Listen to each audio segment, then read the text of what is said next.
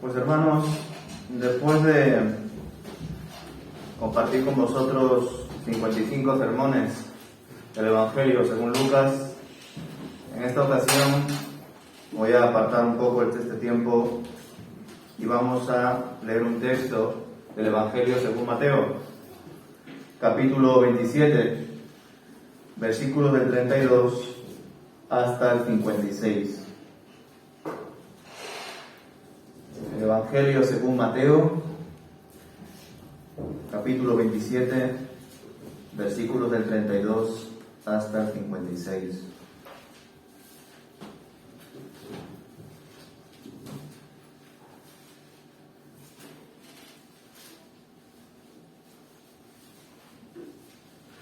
Dice el autor de este Evangelio: en el camino se encontraron con un hombre llamado Simón, quien era de Cirene, y los soldados lo obligaron a llevar la cruz de Jesús. Salieron a un lugar llamado Gólgota, que significa lugar de la calavera. Los soldados le dieron a Jesús vino mezclado con hiel amarga, pero cuando la probó, se negó a beberla. Después de clavarlo en la cruz, los soldados sortearon su ropa tirando los dados. Luego se sentaron alrededor e hicieron guardia mientras él estaba colgado allí. Encima de la cabeza de Jesús colocaron un letrero que anunciaba el cargo en su contra. Decía: "Este es Jesús, el Rey de los judíos". Con él crucificaron a dos revolucionarios, uno a su derecha y otro a su izquierda. La gente que pasaba por allí gritaba insultos y movía la cabeza en forma burlona. «Pero mírate ahora», le gritaban. «Dijiste que ibas a destruir el templo y a reconstruirlo en 3 días. Muy bien, si eres el Hijo de Dios, sálvate a ti mismo y bájate de la cruz». Los principales sacerdotes, los maestros de la ley religiosa y los ancianos también se burlaban de Jesús. «Salvó a otros», se mofaban, «pero no puede salvarse a sí mismo. Con que es el Rey de Israel, ¿no? Que baje de la cruz ahora mismo y creeremos en él». Confió en Dios, entonces que Dios lo rescate ahora si lo quiere, pues dijo: «Soy el Hijo de Dios». Hasta los revolucionarios que estaban crucificados con Jesús se burlaban de él de la misma manera. Al mediodía la tierra se llenó de oscuridad hasta las 3 de la tarde. A eso de las 3 de la tarde Jesús clamó en voz fuerte: «Elí, Elí, lama sabactani», que significa: Dios mío, ¿por qué me has abandonado? Algunos que pasaban por allí entendieron mal y pensaron que estaba llamando al profeta Elías. Uno de ellos corrió y empapó una esponja en vino agrio. La puso sobre una caña de junco y la levantó para que pudiera beber. Pero los demás dijeron: «Espera, a ver si Elías viene a salvarlo». Entonces Jesús volvió a gritar y entregó su espíritu. En ese momento la cortina del santuario del templo se rasgó en 2 de arriba a abajo.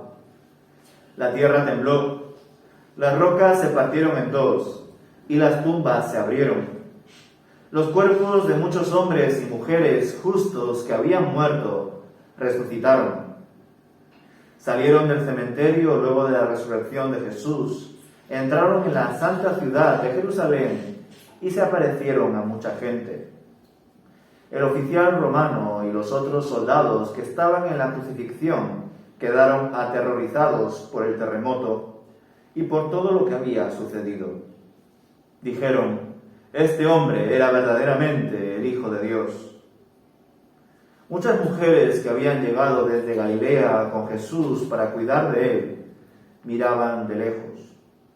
Entre ellas estaban María Magdalena, María, la madre de Santiago y José, y la madre de Santiago y Juan, los hijos de Zebedeo. Hasta aquí vamos a leer esta sección sobre la muerte y crucifixión de nuestro Señor Jesús. Empezando por el versículo 32, vamos ya a comenzar con no solamente el significado de la cruz de Cristo, sino también con la gran paradoja del Evangelio. Varios nos podemos preguntar, ¿verdad? ¿Por qué Jesús nació y vivió como judío? ¿Por qué no lo hizo en otro lugar, en otro tiempo y de otras formas, verdad? Pero nosotros sabemos que el Señor Jesús tuvo que nacer así y vivir así, porque era el cumplimiento de las profecías que habían sido entregadas por varios profetas al pueblo de Israel. Nosotros sabemos también que el Señor, en su tiempo, podía haber escogido a otras naciones, por ejemplo a Egipto, o a los de Canaán, o a los filisteos.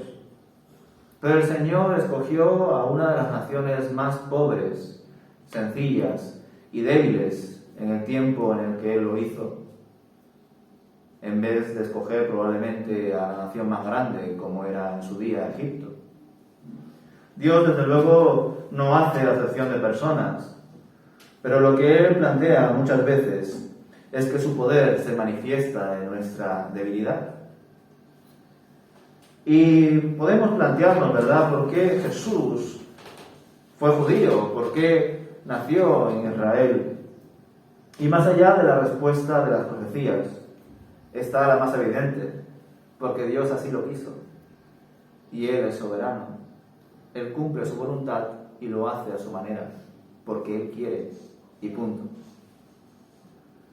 Pero cuando reflexionamos en los evangelios, y en este caso, en la etapa final de la buena noticia, en cómo el Señor Jesús, ya después de haber sido arrestado y después de haber sido juzgado, entregado, traicionado, vemos cómo se encuentra en esta parte que muchas veces lo conocemos como la pasión de Cristo. Y esta paradoja va cogiendo forma cuando leemos en el versículo 32 que sí, fue un judío el que cargó la cruz de salvación. Pero por un momento hubo un extranjero, un hombre llamado Simón de Cirene, que cargó esta cruz. Por supuesto, no dando en absoluto ningún solo mérito a este hombre extranjero. Pero probablemente podemos entender todos que este evento no sucedió al azar, que aunque fueron los soldados romanos los que casi obligaron, ¿verdad?, a este hombre a cargar la cruz y ayudarle a Jesús para llevarla, nosotros nos damos cuenta, y veremos más adelante más detalles, donde en la cruz se está representando a toda la humanidad. Por supuesto, es un judío el que está entregando su vida por todos, tanto judíos como gentiles. Pero de algún modo vemos cómo, por un momento, un extranjero ayuda a llevar esta cruz, cuando lo ideal sería que los propios judíos entiendan que Jesús era el Mesías y no huir como sus propios discípulos lo hicieron. Por otro lado, desde luego, está representándose no solamente a la oposición judía, sino también a la oposición de los gentiles, especialmente representado por los soldados romanos, que se burlan de él, que le pegan y que le escupen. Vemos que estos soldados romanos, en ese rechazo y en esa burla, son muy similares a los líderes religiosos judíos, que también se burlan de él, lo insultan. La diferencia es que los soldados romanos sortean la túnica de Jesús, quedándose con lo poco que tenía el Señor puesto de valor, porque era de una sola costura. Fijaos, ¿verdad? Pensad en ese momento, haced uso de vuestra imaginación y ver esa paradoja de ver al Eterno, a Dios hecho hombre, muriendo para dar eternidad, siendo justo y sacrificado como injusto, y en medio de todo ese ambiente, unos hombres sorteando por una prenda de ropa. Una prenda que por más que valga por ser de una sola costura, es solamente eso, una prenda. No es más. Se lo llevará tarde o temprano la polilla y el hollín, se quedará aquí, no irá más allá, como si va el Señor y como si nos promete Él con la vida eterna. Los soldados romanos están representando aquí el apego por las cosas de este mundo que se quedan aquí. Y yo creo que aquí todos nos podemos sentir identificados independientemente de que seamos creyentes o no. Porque tenemos esa tendencia. Quizá en nuestro caso el apego no sea una túnica, probablemente sea otra cosa. Pero ¿hasta qué punto eso es importante en tu vida o más importante que tu relación con Dios? ¿Hasta qué punto estás dando más prioridad a lo eterno y no tanto a lo que se queda aquí? Como leemos también en la palabra de Dios, ¿verdad? Nada hemos traído a este mundo y sin duda nada nos llevaremos. La única buena inversión donde no hay pie a la bancarrota es nuestra relación con Dios. Cuando hablamos de Él, cuando tenemos un tiempo de oración con Él, estamos invirtiendo en lo eterno. De hecho, cuando estamos orando, cuando estamos pensando en Él, cuando estamos hablando de Él, es como que de repente en nuestra dimensión se abre un velo a otra y entramos a la eternidad. Porque sabemos que muchas cosas de nuestra vida, empezando por nuestro propio cuerpo, pero incluso nuestras relaciones, ¿verdad?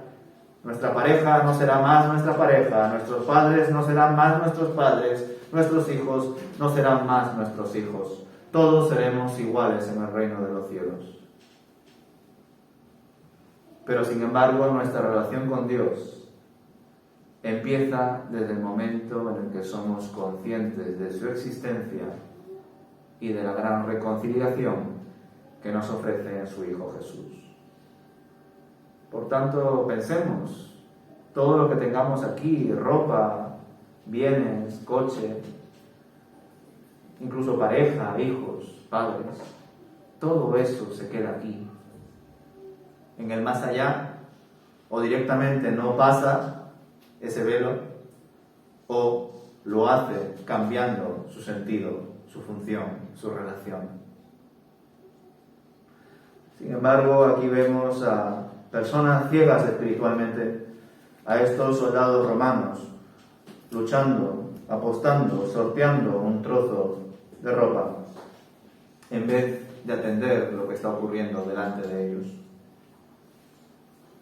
Por otro lado, vemos a los líderes religiosos, que sin duda son el gran ejemplo de la hipocresía, son el gran ejemplo de que están tan cerca, pero a la vez lejos.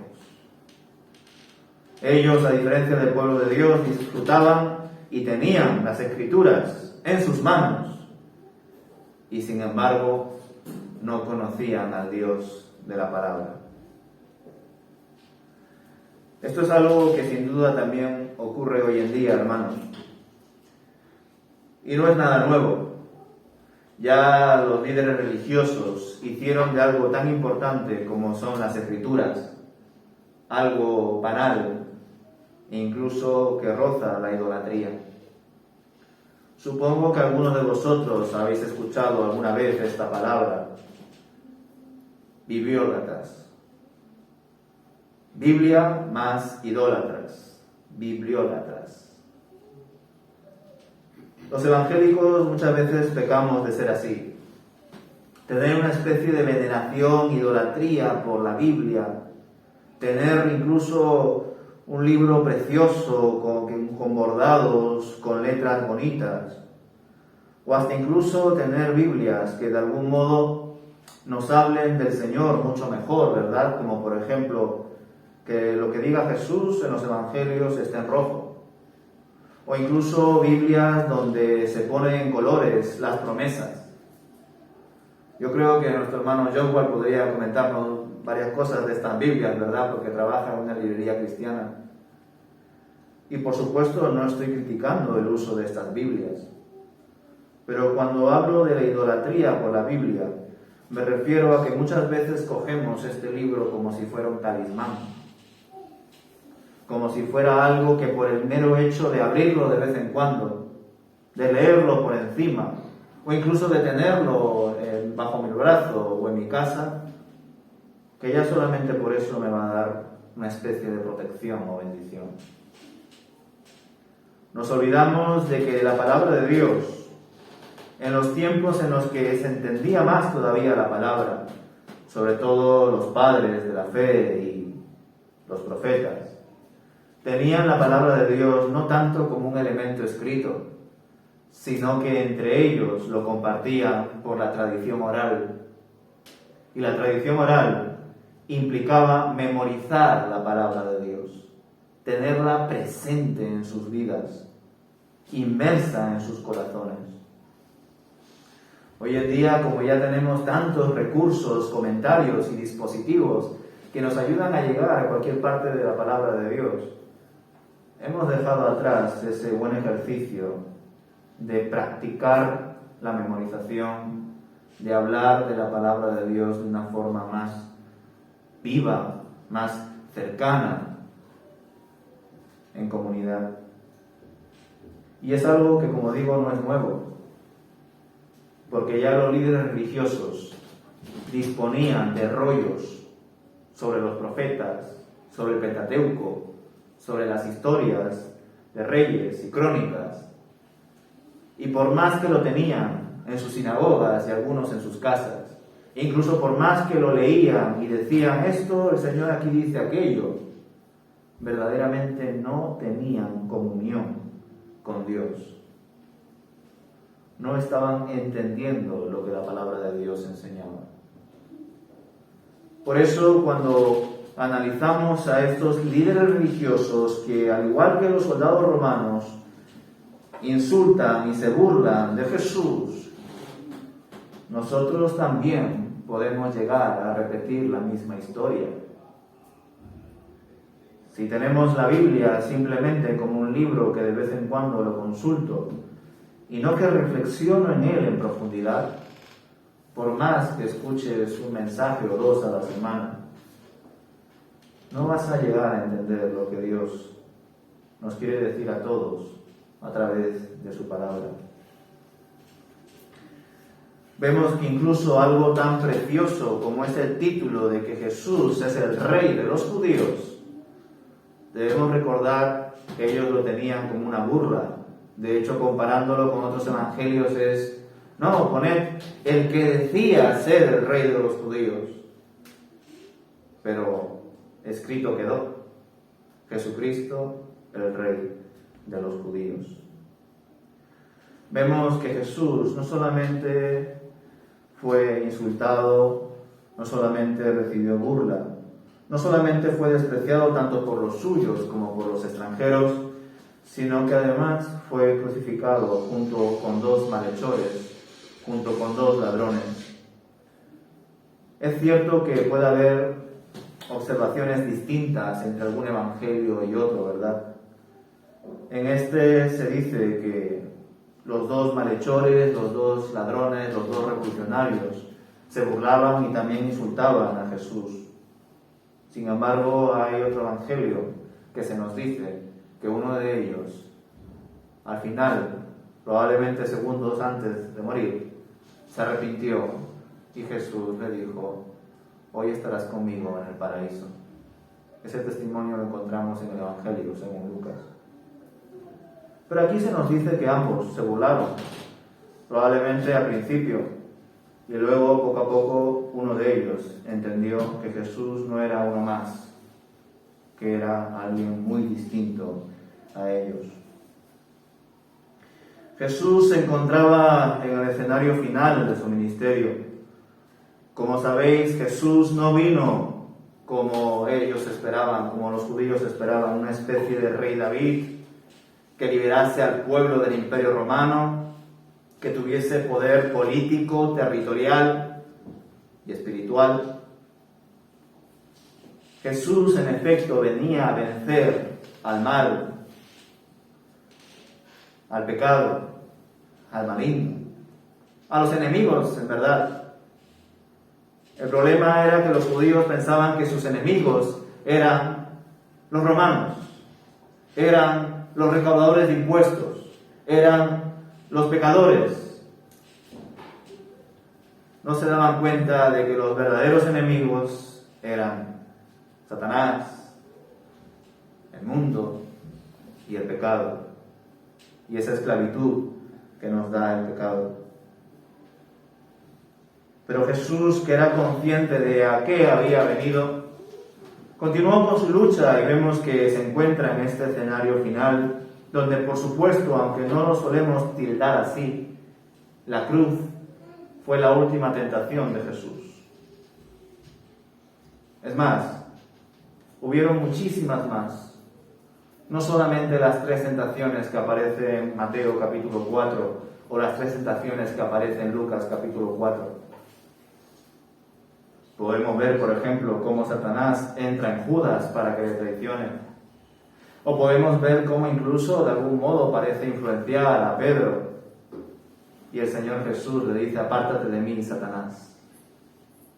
Pero podríamos ver muchos más elementos donde sin duda había algo detrás que buscaba de cualquier forma que Jesús no cumpla con su ministerio.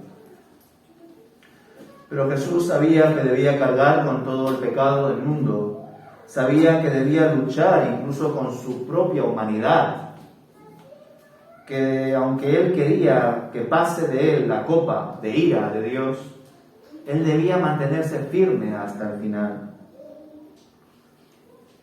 Vemos cómo el Señor Jesús recibe distintas burlas por personas que no entienden ni siquiera sus palabras. No entendieron que Jesús era el Hijo de Dios. No entendieron que cuando Jesús decía que Él iba a tumbar el templo de Dios y en 3 días reedificarlo, no entendieron que el Señor Jesús estaba haciendo referencia a su cuerpo. No entendieron que estaba haciendo referencia a que su cuerpo era un velo que se rompía y se abría para que la presencia de Dios, el Espíritu de Dios, vaya y consiga que todos aquellos que crean en Él sean sus hijos y sean sus templos vivos, que anden por el mundo como desde el principio Dios buscó del mundo. Porque desde el principio nos damos cuenta con Adán y Eva que el Señor quería ser de bendición a todas las naciones. Con Noé lo volvemos a ver, con Abraham lo volvemos a ver. Incluso con los reyes vemos que deberían de tener ese objetivo como el principal, pero desgraciadamente se corrompieron sus propios conocimientos y razonamientos y no escucharon a los profetas de Dios. Prefirieron escuchar a los profetas que le decían lo que debían o lo que querían escuchar. Jesús, en medio de toda esta tensión en la que él vivía, no solamente siendo insultado, burlado, señalado, sino incluso escuchando cómo los suyos, que tenían la palabra, ni entendían lo que Jesús estaba diciendo. En medio de todo esto vemos en el versículo 46 cómo el Señor Jesús dice unas palabras que expresan aparentemente abandono y soledad. Dios mío, ¿por qué me has abandonado? Sé que existen teólogos que consideran que el Señor Jesús estaba cargando todo el pecado del mundo y que en ese momento experimentó la separación del Hijo respecto al Padre. Era tanto el pecado en ese instante que no podría haber comunión entre el Padre y el Hijo, por cuanto Dios es santo. Sé que por otro lado hay otros pastores y teólogos que consideran que eso sería una aberración contra la Trinidad, porque Dios siempre es uno, aunque sean 3 personas. Y que aquí el Señor Jesús, en este versículo 46, estaba citando un salmo que también empieza diciendo: Dios mío, ¿por qué me has abandonado? Pero más allá de si es el salmo o si es el abandono, desde luego el Señor Jesús está expresando cómo carga con todo el pecado, cómo va a ser fiel hasta el último instante de su vida, y cómo, aunque no lo diga en este Evangelio, va a depositar su espíritu en las manos de su Padre. Señor, en tus manos encomiendo mi espíritu. Una de las grandes frases que el Señor Jesús comparte en la cruz. Jesús entrega su espíritu y termina su ministerio. En ese momento, nos cuenta el Evangelio según Mateo, haciendo ese paralelismo entre lo que representa Jesús, su cuerpo, el templo de Dios, y lo que representaba para los judíos el templo sagrado de Jerusalén, el lugar santo dentro y el lugar santísimo separado del resto, siendo un lugar donde solamente entraba el sumo sacerdote una vez al año. Pues nos cuenta el Evangelio según Mateo, que debéis recordar que a diferencia del Evangelio según Lucas, Mateo se dirige principalmente a una comunidad judía y sin embargo Lucas se está dirigiendo principalmente a una comunidad gentil. Es por eso que Mateo siempre va a tener elementos más relacionados con el imaginario de los judíos. Y dice en el versículo 51, en ese momento la cortina del santuario del templo se rasgó en dos, de arriba abajo. La tierra tembló, las rocas se partieron en dos y las tumbas se abrieron. Nos damos cuenta de que Dios Padre, a través de la muerte de su Hijo, quiso destruir otra idolatría más del pueblo judío, el templo. El templo, que simplemente era un recurso para apuntar a Dios, se convirtió desgraciadamente en el fin de los judíos, el salvaguardar el templo, incluso pese a su destrucción, ese amor por el templo. Y también nosotros como evangélicos en general, al igual que somos a veces o podemos llegar a caer en la idolatría de la Biblia, a veces también podemos caer en la idolatría del local o de la iglesia donde nos encontramos. Y no nos damos cuenta de que somos simplemente medios para llegar a lo más importante, que es Dios. Cuando un medio se convierte en un fin, hemos fracasado. Y qué triste, porque son medios legítimos, hermanos. Qué triste es saber que los rollos de historia y de los profetas que tenían los líderes religiosos, que eran documentos buenos, los líderes religiosos los convirtieron en malos, los corrompieron. Y qué triste es saber que las Biblias, independientemente de sus versiones e idiomas, que son buenos,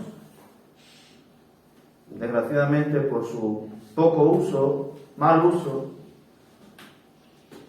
son de manipulación para muchas iglesias debido a malos predicadores y pastores. Pues igual, las iglesias locales y cómo nos organizamos o cómo la pintamos o dónde nos vamos o que mejor nos quedamos, hasta cierto punto es legítimo y bueno organizarse en ese sentido, pero siempre entendiendo que son medios, no son fines.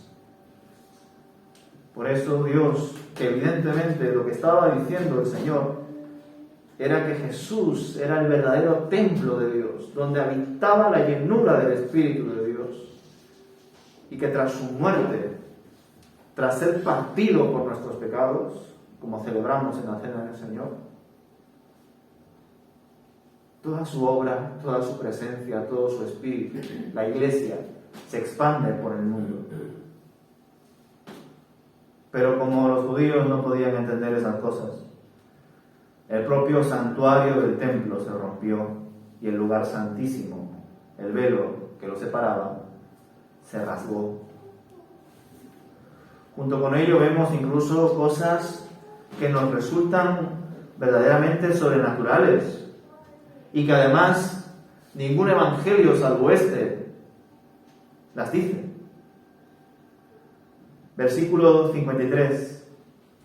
Salieron del cementerio luego de la resurrección de Jesús, entraron en la santa ciudad de Jerusalén y se aparecieron a mucha gente.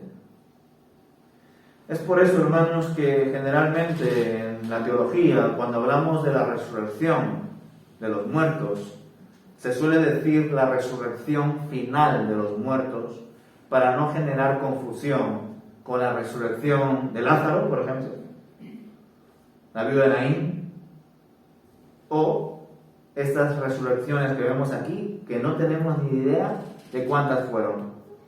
Quizás hayan resucitado 50 personas, quizá 500, no lo sabemos, pero resucitaron junto con la resurrección de Jesús. Pero, al no ser una resurrección final, nos damos cuenta aquí, hermanos, que por supuesto, al igual que Lázaro, estas personas resucitaron, pero volvieron a morir. Y volverán a resucitar. Porque la resurrección que vemos aquí, la resurrección de Lázaro, es una resurrección muy distinta a la resurrección que todos los creyentes experimentaremos en el futuro, en el final de la historia. Pero desde luego todas estas resurrecciones habrán impactado y acompañado a la resurrección de Jesús. Desgraciadamente no tenemos testimonios ni escritos que profundicen en las experiencias, en las reacciones y en los comentarios que el pueblo de Israel compartió al ver estas cosas. Pero desde luego ya el Señor Jesús estaba mostrando la punta del iceberg de lo que iba a pasar. Y es impresionante, ¿verdad?, ese milagro, porque estamos hablando de tumbas que no sabemos incluso de qué años estaban muertos ahí, enterrados. Nosotros sabemos que cuando resucitaremos en el futuro, cuando resucitemos, tendremos un nuevo cuerpo, un cuerpo que no se va a corromper, ni envejecer, ni perecer como este que tenemos ahora. Pero sin embargo, entendemos que así como el cuerpo de Lázaro, de algún modo probablemente haya sido regenerado, estos cuerpos quizás hasta de los huesos o del polvo, también habrán sido regenerados. Es impresionante cómo este Evangelio comparte este acontecimiento. Qué pena que no profundice más, pero es más que suficiente para darnos a entender en qué Dios estamos creyendo. Como quizá ya habréis visto en las redes sociales o habéis escuchado también, de hecho os he enviado una imagen al grupo de WhatsApp, una imagen que decía que en 7 días muchas cosas pueden pasar. Me ha gustado esa referencia, porque es una referencia a la creación, ¿verdad? En 7 días fueron hechas, en 6 días fueron hechas las cosas y en el 7º el Señor descansó. Me gustó esa referencia, hermanos, porque bajo la clave de la creación y la caída, me ha gustado analizar este texto de la redención. Porque así como popularmente se dice y se cree, ¿verdad?, que fue Eva la que cogió el fruto prohibido, y luego Adán.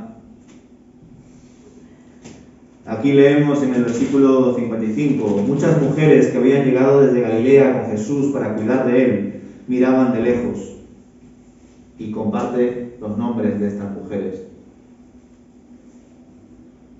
Me ha parecido de bendición para mí ver la redención de Jesús en este acontecimiento a la luz de la creación, porque así como popularmente decimos que por la mujer entró el pecado, aquí leemos que a través de las mujeres fueron las principales testigos de la redención. Los hombres estaban aquí más bien todo lo contrario, juzgando a Jesús, acusándole, burlándose. Pero no debemos olvidar el testimonio del Evangelio según Juan, donde se nos comparte que sí, por supuesto, los discípulos huyeron. El apóstol Pedro negó 3 veces a Jesús. Pero el discípulo amado, Juan el apóstol, estuvo ahí, junto con todas las mujeres que no huyeron, sino que se quedaron allí. Y ahí es donde sucede ese evento, ¿verdad? Donde Jesús le dice a María, ahí tienes tu hijo, y le dice a Juan, ahí tienes tu madre. Otro ejemplo buenísimo de sustitución por parte de Jesús.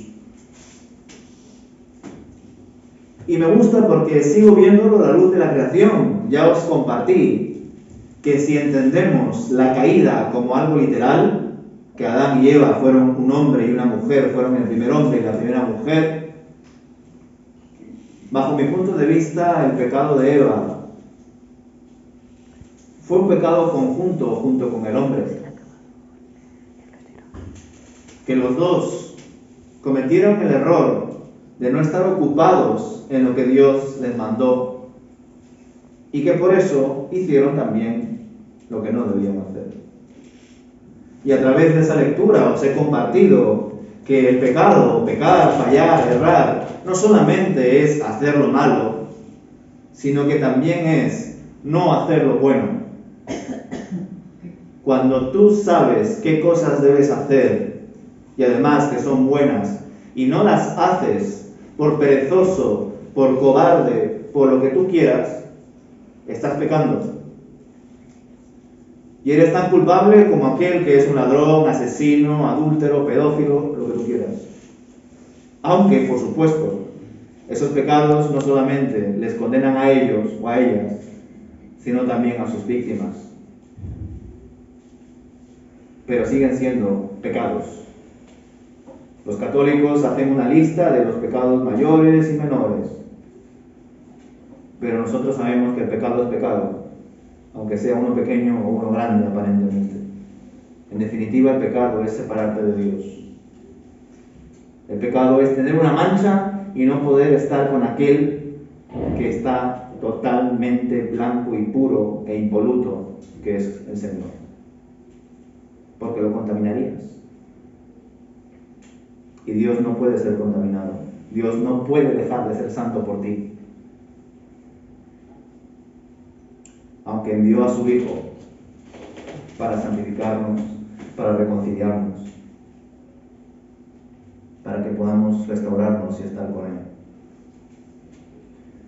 Y ya estoy concluyendo, hermanos.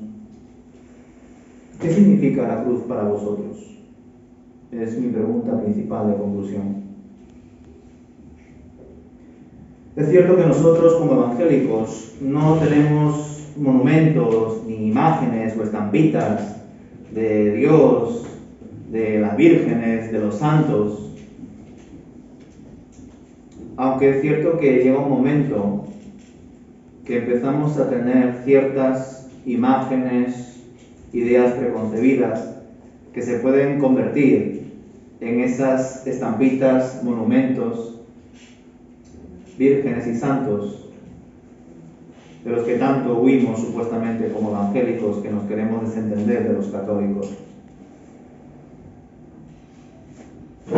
Nosotros, por ejemplo, somos aquellos que no solamente hemos llevado la Biblia bajo el brazo, o ahora ya con los móviles, sino que nos caracterizamos por tener la cruz vacía en nuestras iglesias. La cruz vacía significa que Jesús venció a la muerte, que Jesús ha resucitado, que Jesús no se ha quedado ahí como un malhechor más. Pero es cierto que quizá como evangélicos, hermanos, podemos tener también la cruz como un talismán. Y no me refiero a aquellos hermanos que lleven una cruz en la muñeca o en el cuello, que puede estar bien o mal, dependiendo del uso o creencia que tengas de él. Si piensas que por llevar esa cruz en la muñeca o en el cuello te va a ir mejor, estás equivocado. Si crees que puede ser una oportunidad para hablar de lo que simboliza para ti, bueno, sea por una forma o por otra, como dice el apóstol Pablo, Jesucristo es predicado. Algunos lo hacen por el bien, otros lo hacen para meter cizaña. Jesús es predicado. Pero en nuestro caso, hermanos, como iglesia, debemos entender, no tanto ya como iglesia, sino como evangélicos, que muchas veces el incidir en la cruz vacía, puede hacernos pensar en nuestra narrativa que Jesús es solamente la cruz. Y eso es un grave error. O pensar que la redención de Jesús por la humanidad se dio en la cruz. Y eso es un grave error, hermanos. Si eso fuese así, si el Evangelio solamente fuese hablar de la cruz y de su resurrección, ¿por qué Jesús no bajó del cielo como hombre y murió en la cruz directamente? ¿Por qué tuvo que vivir más de 30 años en la tierra? ¿Por qué tuvo que nacer como cada uno de nosotros? ¿Por qué tuvo que vivir como niño, como adolescente, aprender un oficio de su padre, artesano o carpintero, según la versión Crusade? Lo hizo, hermanos, porque la redención de Jesús empezó desde el momento de su concepción en el vientre de María. Desde ese instante Jesús empezó a redimir a la humanidad.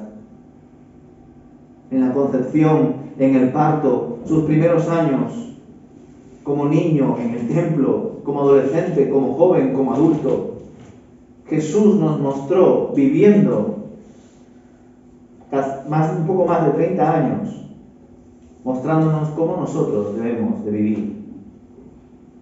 Por supuesto, la cruz es la culminación de la redención de Jesús, pero Jesús nos ha redimido desde el momento en el que fue concebido por el Espíritu Santo en María. Y quizá de esa visión a veces podemos llegar a pecar los evangélicos.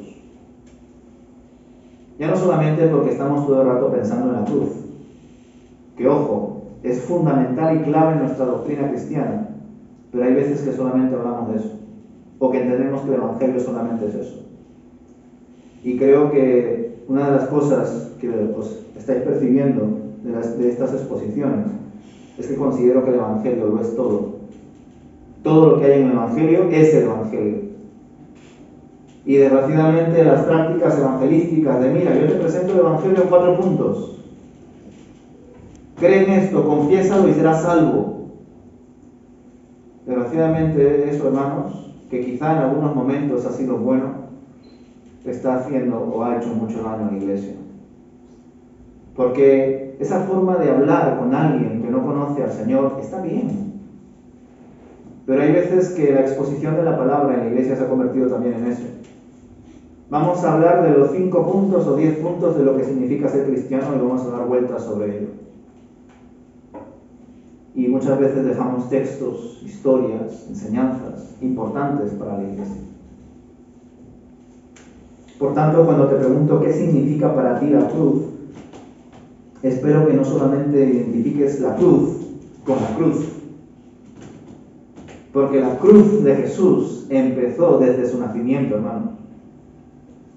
Porque tampoco podemos limitar el sufrimiento de Jesús a lo que pasó ahí en la cruz. Jesús sufrió desde el momento en el que nació, porque debemos recordar que Él era la última esperanza de la humanidad. Si Él se equivocaba una sola vez, ninguno de nosotros podríamos ser salvos y no habría ningún sentido en que estemos ahora mismo aquí congregados, hermanos. Mejor vamos a hacer otra cosa, si fuese así. Pero no es así, hermanos. Jesús nos ha redimido desde el momento de su concepción. Y por supuesto, el punto clave es su resurrección.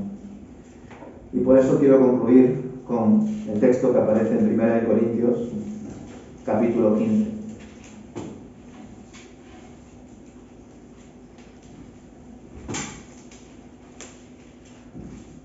Primera de Corintios, capítulo 15, versículos del 12 al 23.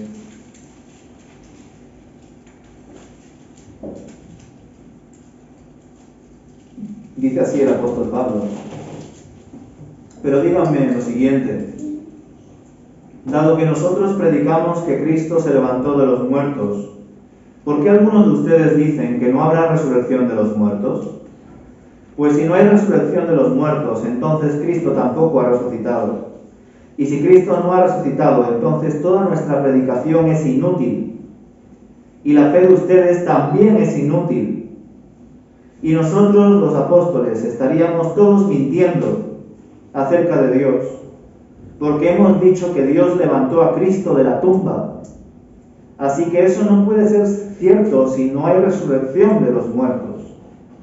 Y si no hay resurrección de los muertos, entonces Cristo no ha resucitado. Y si Cristo no ha resucitado, entonces la fe de ustedes es inútil y todavía son culpables de sus pecados.